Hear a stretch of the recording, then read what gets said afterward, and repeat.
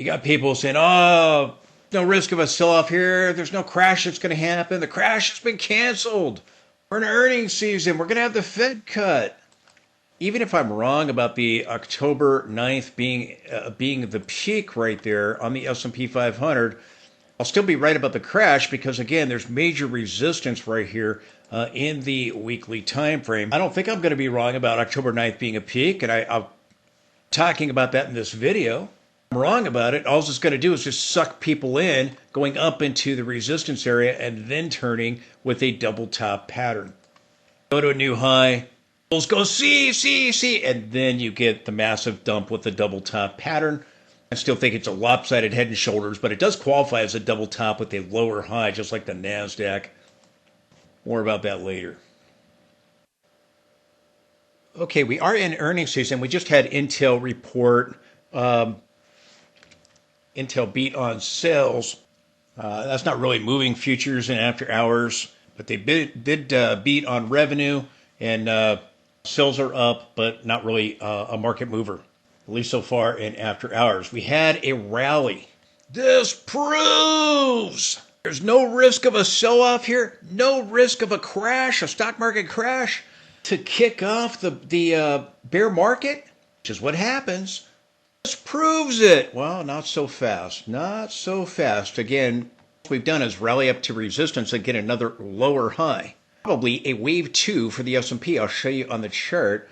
Again, if you follow me on X, I posted the chart earlier, and I'll show you in just a moment. The Dow up 144 points, 0.31%. S&P up 39 points, 0.58%. Still has a lower high. Show you what happens if that plays out. I'll show you what happens if I'm wrong about the head and shoulders. Even if we clear the previous peak, which I'm not saying we will. I'm predicting that we've peaked. If I am wrong and we go higher, still have a potential double top pattern. NASDAQ, which does have a double top pattern, rallied back up, but still has a lower high. The Russell up 1.57%. The VIX up nearly 7%, or down 7%, pardon me, down 7%, down 1.30 to close at 17.30. Today did absolutely nothing. Zero, zip, zilch. Nada, nothing to change the signal. It is still bearish. Again, we are likely forming a head and shoulders top. And if it does go higher, then a potential double top. And you can almost qualify for that here with a lower high. I just think you've got more of a head and shoulders looking pattern here. But regardless, again, I think you're setting up a lower high. And the same here for the NASDAQ. The rally did absolutely nothing to change the signal. The signal remains bearish. You still have a potential double top with a lower high. You might get a higher high out of it, and if you do, you slam right into the upper boundary of the broadening formation again. So again, my guess is you're going to end up selling off with the CPI or something else tomorrow. Again, I am still of the opinion we get a lower high. I could be wrong. I have the guts to tell you what I think. If I am wrong, you go up and you slam right into resistance on the NASDAQ and on the S&P once again. Quickly, I just want to tell you again, I predicted that we would see the CPI bottom out. Months ago it has, and I told you we'd start to see it rise. And even though it's going to rise, there could be concerns about stagflation, where you have rising inflation and weakening economic data, weakening economy. We had the same thing back in 2007. The Fed still did the jumbo cuts. Inflation continued to rise. And we had a deflationary bust about 10 or 11 months later.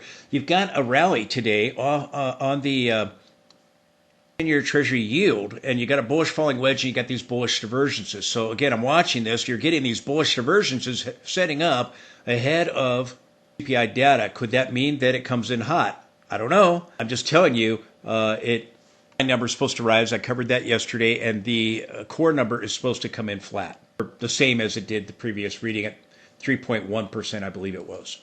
Just be aware of these divergences on the RSI and the MACD on the 10-year yield.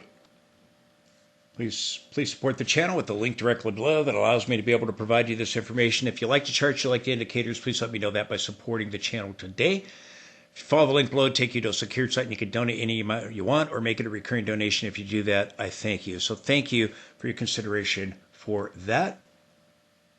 Quickly, the VIX got the inverted hammer yesterday. We still went lower today. It did not get confirmed. It needed a close above the high, just like S&P had the evening doji star 3-day pattern. That did not get confirmed. Sticks mean nothing unless they get confirmed. You got to be able to get back above the 200 period. I'll be watching the 50.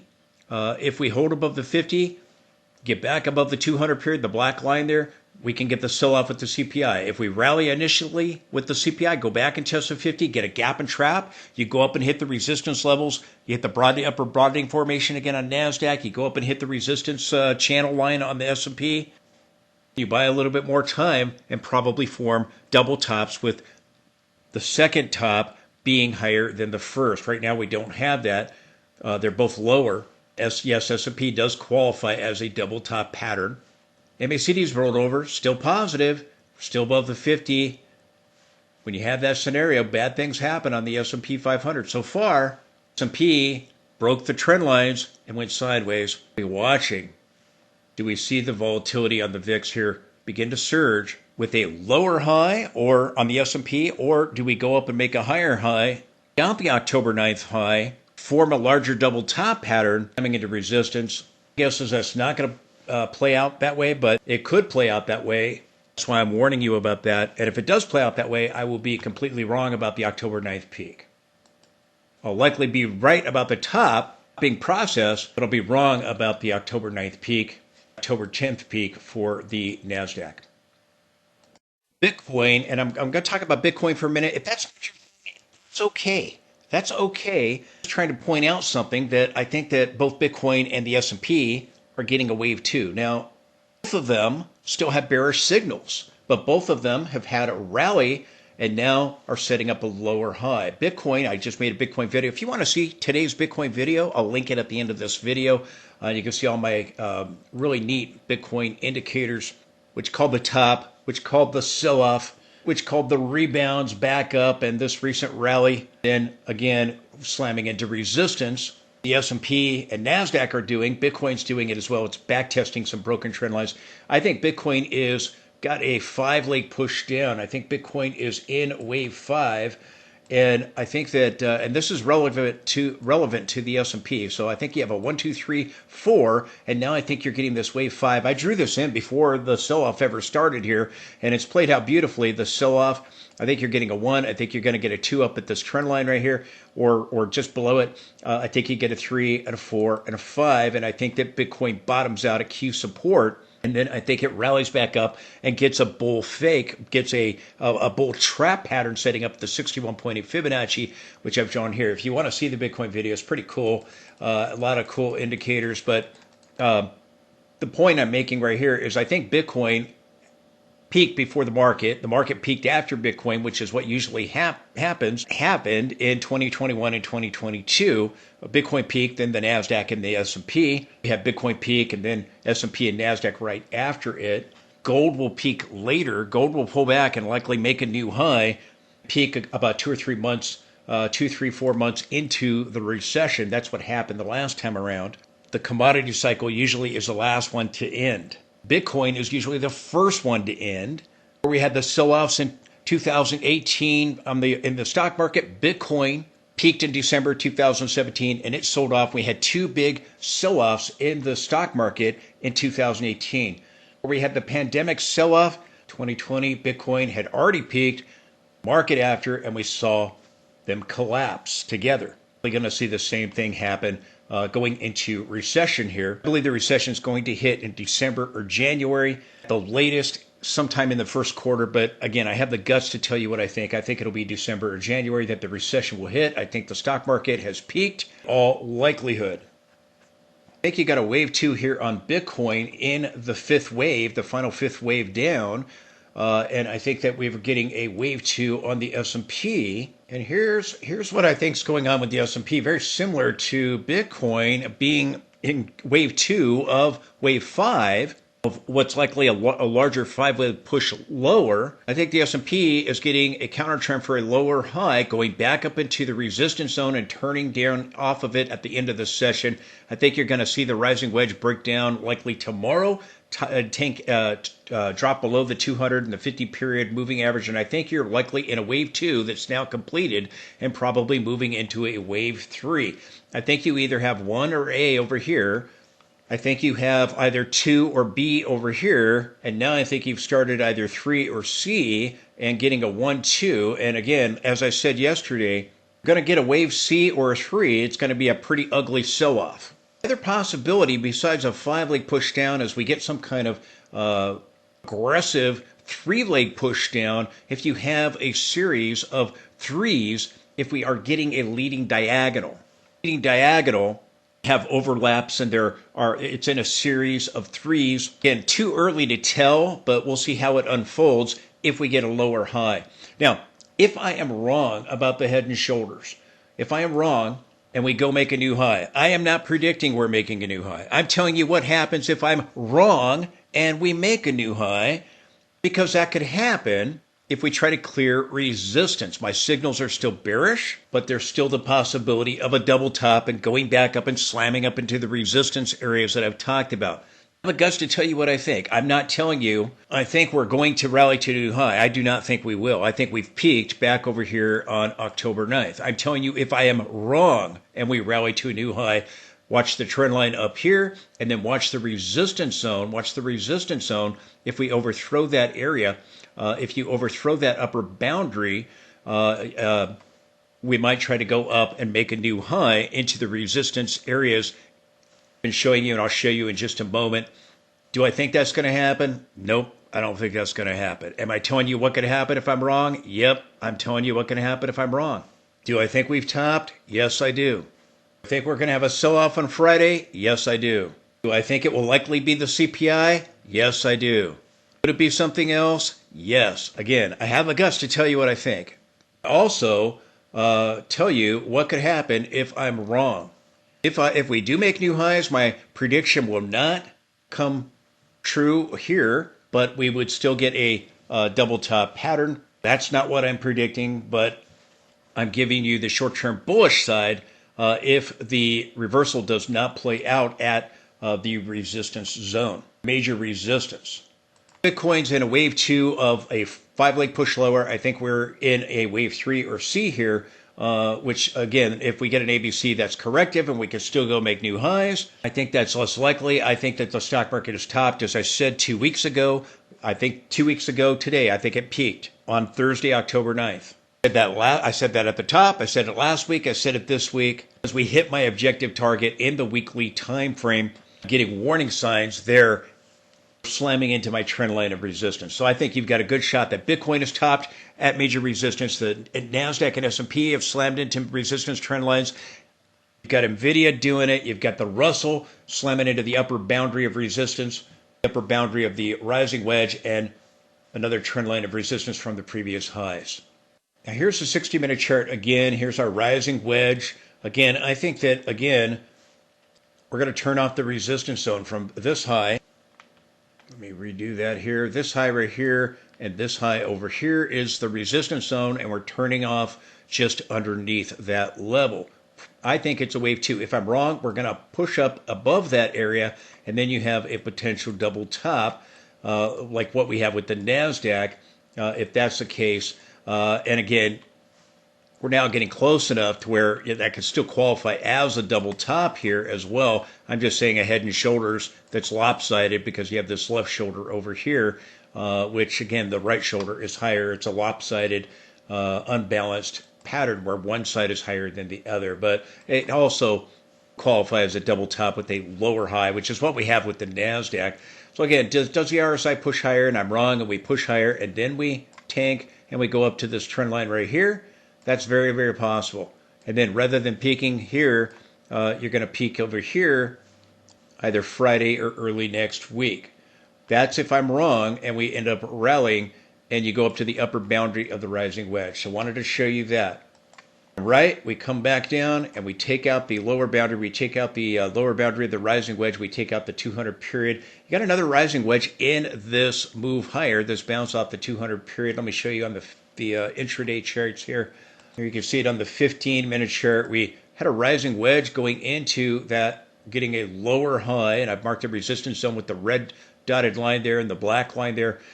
We turned off at the resistance zone and we broke down from that smaller rising wedge here in the 15-minute time frame, and that allowed the MACD to roll over and again possibly confirming a lower high. So again, we'll be watching to see if we now turn down, and if we do, as I think we will, we're going to come break this trend line and we're going to move back to test the low back over here from October 10th and start getting a pretty big sell-off to at least the 63.35 area, which is where the head and shoulders or double top pattern would measure. So again, I'll be watching this upper boundary. Am I right about this or am I wrong about this? And we go up here and then we turn and you end up with a large double top pattern with a slightly higher high. We'll be watching to see how it unfolds with the CPI data. If I'm wrong about the peak from October 9th, we could go a little higher into that peak and then turn. And I'm not predicting that happens. I'm telling you what will happen if I am wrong about October 9th being the top. You can see it on the 5-minute chart, and again, the divergence is played out towards the end of the session there. At the very end of the session, got to get a bigger sell-off. You got to take out the 200 period. If you come back here and you bounce and you go higher with the CPI announcement, it's possible we exceed the October 9th high and then reverse and get like a gap and trap or go up there and rally and then turn. So rally is done into the trend line right here on the 60-minute chart. So we'll be watching that trend line, overhead resistance that we're turning off of.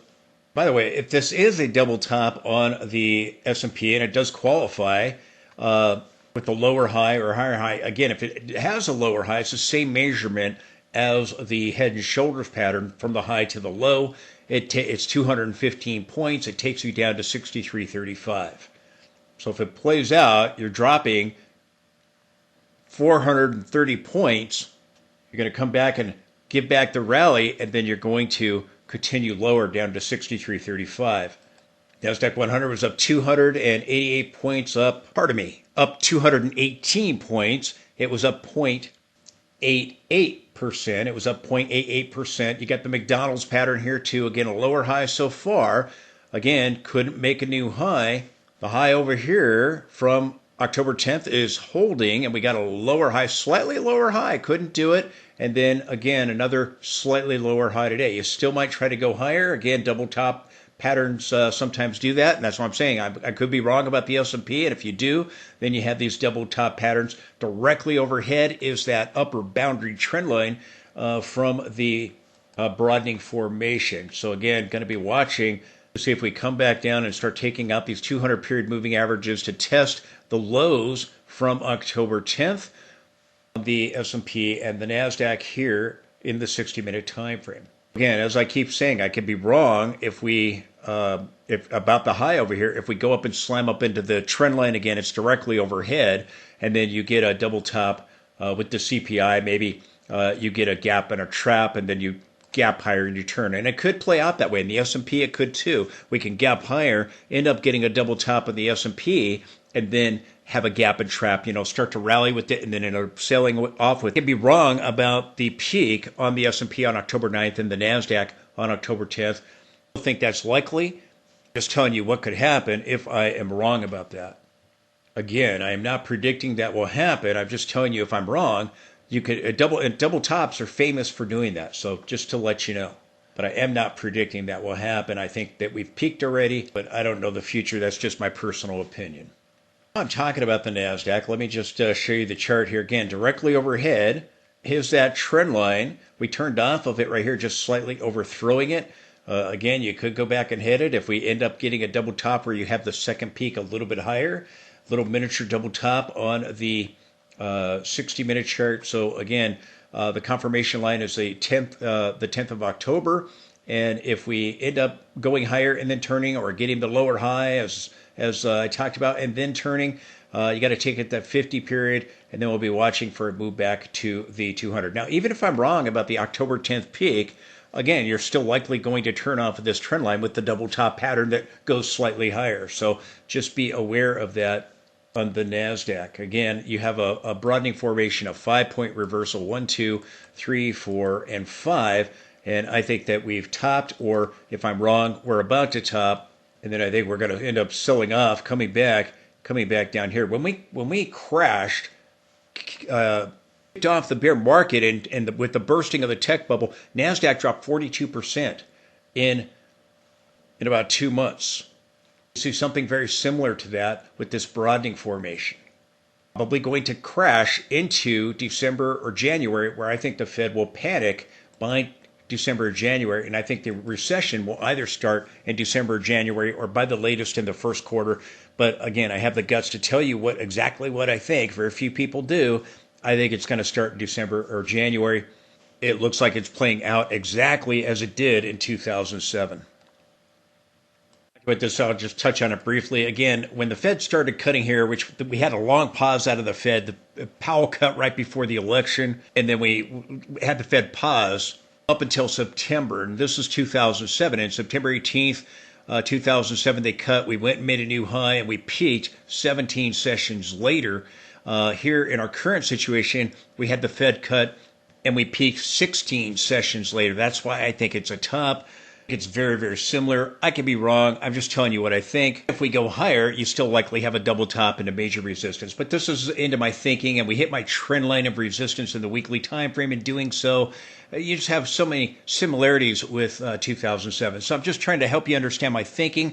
I'm not perfect. I'm just telling you what I think. But even if we go a little bit higher, slamming into resistance again, you have something similar here where you peaked, 17 days after the Fed began to cut. Here the Fed began to cut, and 16 sessions later we peaked. I think you're going to get the Fed cut next week, and the Fed cuts here in October and December. They were highs. And the market began to collapse, and it didn't. It dropped 20.5%, and it didn't stop selling off until the Fed panicked. And we had the Fed come in and start jumbo cuts. They did 0.5% in the January meeting. I think you're going to see that same thing happen. I think it's going to be January myself. But again, I have the guts to tell you what I think. I don't know the future. I'm just telling you what I think. And then we had the January meeting at the end of January.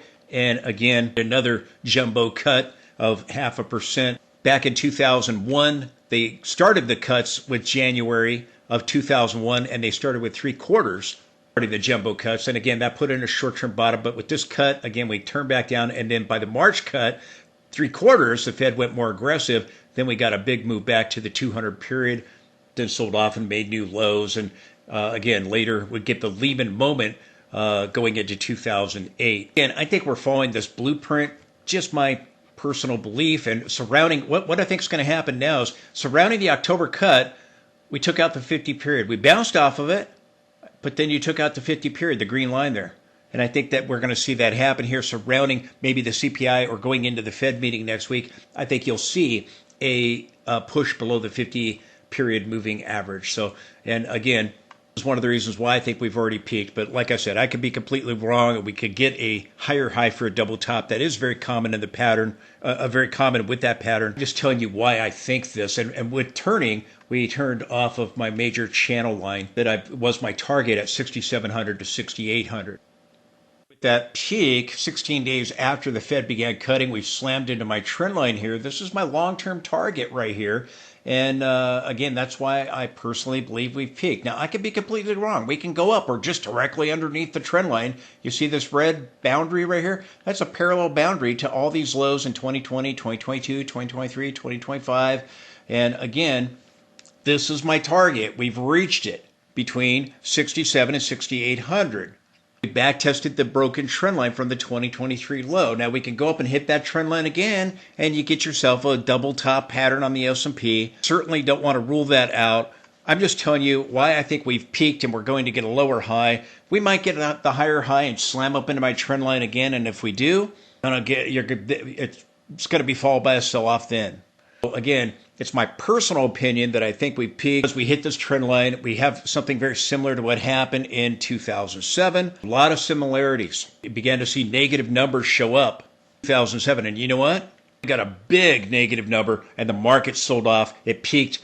That was it. You had the subprime mortgage crisis evolve into the larger financial crisis and later the Lehman moment and all the rest of it. You're going to see another banking crisis happen, as I've been talking about. That's coming, and eventually it will be the Black Swan event later in the recession in 2026. Black Swan comes after the recession starts. That's where people make their mistake. They think the Black Swan kicks off the bear market. Black Swan comes after the recession starts. Recession started with the subprime mortgage crisis, but later evolved into the larger financial crisis, and we got the Lehman moment there in September of 2008.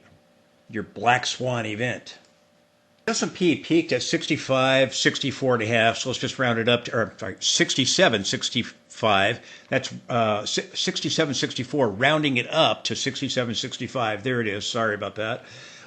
So 67, 65, rounding up. Directly overhead is the trend line here. You can see, I'm just showing you on the weekly chart, again, that we backtested this trend line. We turned off of it. If we go up and we a new high, you've got the red trend line right there yet again, and that's perfectly parallel to the lower boundary. So this is why I believed that we were going to top at 67, 6,800. I believe we've likely topped, but if I'm wrong, we slam into that level yet again. The blue line's above that. So again, just watching that, and again, this is major resistance, okay? And that's why I think we're going to see a turn off of this level. I think the blow off top is done, or if I'm wrong and we go up and hit the trend line again, then it's done up there in all likelihood. I think you're going to turn off this trend line. You have NVIDIA turning off a major trend line.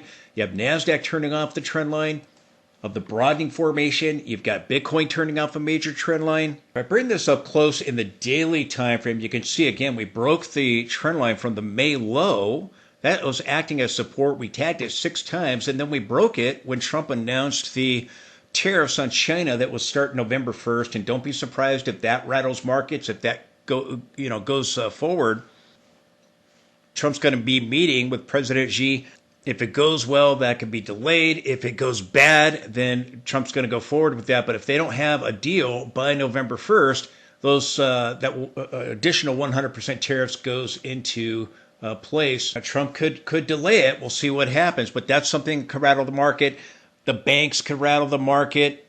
Turns about the sour loans, exposure to the commercial real estate sectors I've talked so much about. This government shutdown, I keep telling you, told you last week, told you on the 14th, I think it's going to go on a whole lot longer. It's the second longest government shutdown in history now. I think it's going to be the longest. This thing's going to go on for a long time. I hope I'm wrong.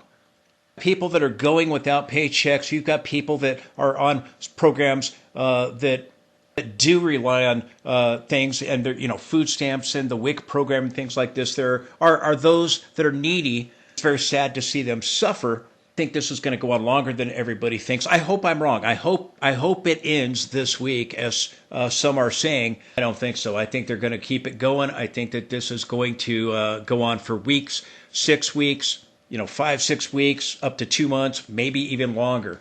Wouldn't be surprised to see it go 6 to 8 weeks. I would not be surprised. 5, 6, up to 8 weeks. Government shutdown in 2018 lasted 35 days. So we'll see what happens. But you've got that, and then you've got trade tensions, you've got the CPI data. Next week you got the Fed. You've got a lot of earnings.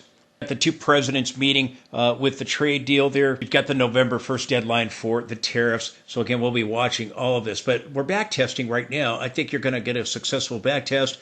And again, the reason why I believe that we've topped is this trend line. We've turned off of it on Tuesday. We got an evening star, doji evening star pattern, but it did not get confirmed today. Back up when we tested the Tuesday high, and we got a lower high. So if this pattern is to play out, it's got to be confirmed by tomorrow, and we need to close below Wednesday's low by tomorrow. I think you're in backtest mode. I think that this was the peak. We've turned down. We're backtesting now. You're getting a lower high, and you're going to get a lower low, and you're going to have a lower high, lower low. Now, again, let me be clear. If I am wrong, then we're going to back up to above the black trend line to the red trend line, which is the channel, or maybe the blue trend line, and you get yourself a double top with a slightly higher high. My guess is that's not going to be the case. It's directly overhead. And again, let me finish my thought earlier. I was telling you that we had peaked at 67, 65 rounding up. That is at around, if we go higher, you're talking about going to, if we slam into it tomorrow, about 67.86 to 67.90, depending on we reach it on Friday or Monday. And again, that's assuming I'm wrong. I don't think that we're going to do that, but that's what will happen if I am wrong. I think you're getting a lower high and a lower low, and I think you're going to sell off. Probably at the CPI, could be another catalyst. Maybe Trump comes out, rattles the markets, or concerns about the banks, or concerns about tariffs, the Fed, whatever the catalyst may be, whether CPI or something else. I think you're going to see some kind of sell-off here. Never confirmed this bar, the break of the trend line. You have to get it closed below it. We haven't been able to do that. If you get a lower high and you get a lower low, you'll confirm that bar. You'll confirm a back test, confirm a new downtrend with a lower high, lower low, marking this as a peak over here on the 9th.